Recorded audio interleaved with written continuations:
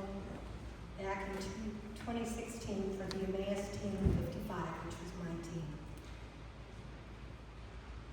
Now, there were a lot of hurting people, a lot of kids depressed and full of anxiety. So if today you are feeling very heavy, you are full of depression or anxiety or just going through a rough time, this song is for you.